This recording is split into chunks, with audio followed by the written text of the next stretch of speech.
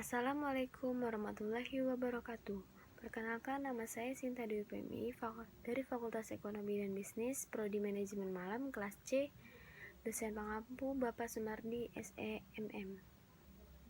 Saya akan mempresentasikan UTS pengantar ekonomi mikro yang berjudul Prinsip Ekonomi. Ilmu ekonomi, ilmu yang mempelajari bagaimana masyarakat mengelola sumber daya yang langka. Kebanyakan masyarakat tidak mengalokasikan sumber dayanya melalui seorang perencana tunggal yang bersifat terpusat, melainkan melalui kombinasi dan jutaan rumah tangga dan perusahaan. Oleh karena itu, para ekonomi mempelajari bagaimana masyarakat membuat keputusan terkait berapa banyak pekerjaan mereka, apa yang mereka beli, berapa banyak yang bisa ditabung, dan bagaimana mereka berinvestasi. Pengertian prinsip ekonomi. Prinsip ekonomi adalah pedoman dalam kegiatan ekonomi untuk mencapai perbandingan rasional antara pengorbanan yang dikeluarkan dengan hasil yang diperoleh. Singkatnya, prinsip ekonomi adalah panduan di mana seorang maupun organisasi mampu mengefektifkan pengeluarannya untuk mendapatkan hasil yang maksimal. Tujuan prinsip ekonomi untuk bertuang dalam definisinya itu sendiri, yaitu memaksimalkan keuntungan dan mengurangi adanya kerugian. Manfaatnya: 1. Mencegah kelangkaan. 2. Optimal dan efektivitas sumber daya. 3. Menciptakan persaingan yang sehat. 4. Menciptakan mutu. 5. Membantu dalam meraih tujuan. 10. Prinsip ekonomi. 1. Setiap orang akan dihadapi dengan trade-off. Prinsip pertama yang paling sederhana dan paling sering ditemui oleh semua orang, di mana ketika Anda menginginkan sesuatu, maka ada hal yang harus dikorbankan. Pengorbanan tersebut bisa berupa barang, tenaga, uang, waktu, hal-hal yang mungkin menyenangkan bagi Anda saat ini. Biasanya dilakukan trade-off tidak bisa dirasakan secara langsung, namun bisa dirasakan dalam jangka waktu yang lama. Contoh prinsip ekonomi trade-off dalam sehari-hari. Anda berkeinginan menikah dalam 1 tahun setelah mendapat pekerjaan. Salah satu yang harus dikorbankan adalah menahan untuk tidak berpergian bersama teman ke kafe-kafe atau memenuhi hobi Anda agar uang yang dikumpulkan untuk menikah lebih cepat terkumpul. Namun bisa saja Anda tetap pergi ke kafe atau memenuhi hobi, namun pernikahan Anda tidak bisa dilakukan setelah 1 tahun bekerja, namun 2 hingga 5 tahun bekerja. 2. Ada biaya untuk mendapatkan sesuatu, opportunity cost.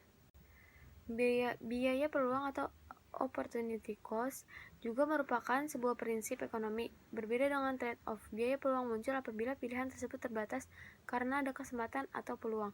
Seperti halnya trade-off, biaya yang dikeluarkan tidak melulu tentang uang, namun waktu, energi, dan barang lainnya.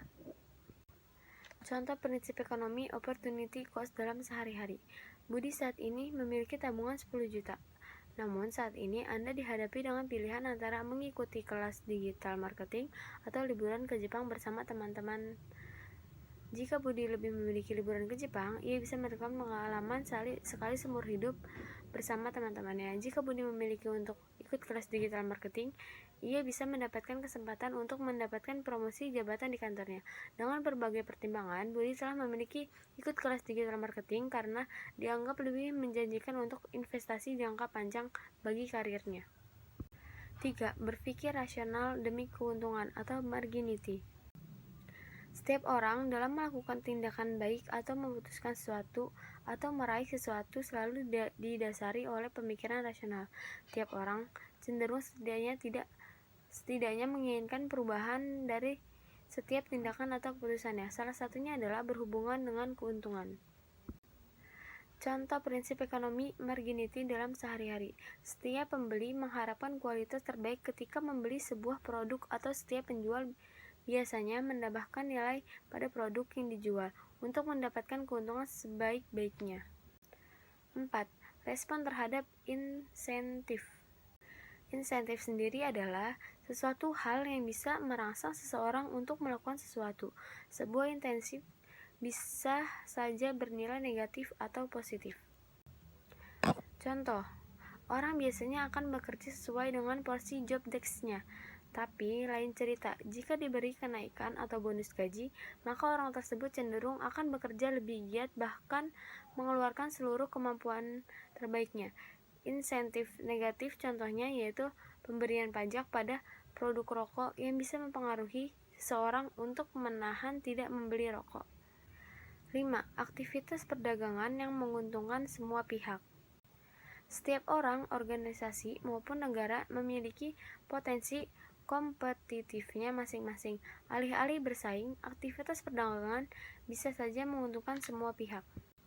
Contoh, negara Indonesia dan Tiongkok yang menjalin kerjasama yang sama-sama menguntungkan. Indonesia menyediakan sumber daya sedangkan Tiongkok menyediakan teknologi. Contoh lainnya, perusahaan A bergerak di bidang payment gateway, bekerja sama dengan perusahaan B yang bergerak di pembelanjaan daring. 6. Pasar adalah tempat terbaik untuk melakukan aktivitas ekonomi. Pasar merupakan tempat terjadinya interaksi perdagangan antara penjual dan pembeli, di mana terdapat banyak aktivitas yang memengaruhi penjualan. Misalnya saja, ketika pemerintah menerapkan pajak yang akan memengaruhi harga pada pasar atau hal-hal lainnya, seperti makelar pasar atau stakeholder lain. 7. Peran pemerintah dalam mengelola pasar. Adanya peran pemerintah dalam mengelola pasar adalah agar sebuah aktivitas perdagangan memiliki batas dan regulasi. Hal tersebut untuk mencegah adanya masalah ekonomi seperti kelangkaan atau yang berdampak pada aktivitas sosial, sehingga pemerintah dapat melakukan intervensi di bidang ekonomi. Selain itu, adanya kontrol dari pemerintah juga bertujuan agar seluruh lapisan masyarakat secara merata mengalami kesejahteraan. Contoh, pemerintah menerapkan pajak karbon bagi perusahaan yang menghasilkan emisi berlebih. Contoh lainnya adalah pemerintah membeli stimulus bagi pelaku usaha kecil dan menengah dalam melancarkan dan mengembangkan usahanya. 8. Standar hidup tergantung dari kapasitas memproduksi barang atau jasa. Semakin besar kemampuan baik organisasi, individu, atau sebuah negara menghasilkan barang atau jasa, maka semakin besar pula standar hidup yang didapat. Pada level negara misalnya, negara berkembang seperti Indonesia memiliki standar hidup lebih kecil dibandingkan negara maju seperti Jepang. Di sisi lain, perusahaan yang bisa menjual barang atau jasa lebih banyak akan mendapatkan standar hidup usaha yang lebih baik. Pada level individu, orang yang tidak bekerja memiliki standar hidup yang lebih kecil dibanding orang yang bekerja. 9. Semakin banyak uang beredar, semakin tinggi harga barang atau jasa. Dalam istilah ekonomi, fenomena semakin banyak uang beredar maka semakin tinggi harga barang atau jasa disebut inflasi. Ketika uang beredar lebih banyak, maka uang tersebut kehilangan nilainya sehingga akan memengaruhi harga jual suatu barang atau jasa. 10. Trade-off jangka pendek antara pengangguran dan inflasi. Ketika terjadi inflasi, para pelaku dagang akan menaikkan produksi barang atau jasanya akan membutuhkan sumber daya manusia. Secara tidak langsung, hal tersebut akan mengurangi pengangguran. Trade-off seperti ini biasanya berlangsung sementara, namun akan terjadi secara terus-menerus. Oleh karena itu, meski inflasi sifatnya negatif, anomali trade-off tersebut menjadi wajar bahkan bisa saja menguntungkan. Kesimpulan, prinsip ekonomi sejatinya berisi pedoman-pedoman yang mengatur bagaimana suatu komunitas mampu menjalankan aktivitas ekonominya. Hal ini bertujuan untuk menimbulkan keseimbangan antara sumber daya dan juga hasil yang dapat sehingga tidak terjadi ketimpangan yang menyebabkan kejadian.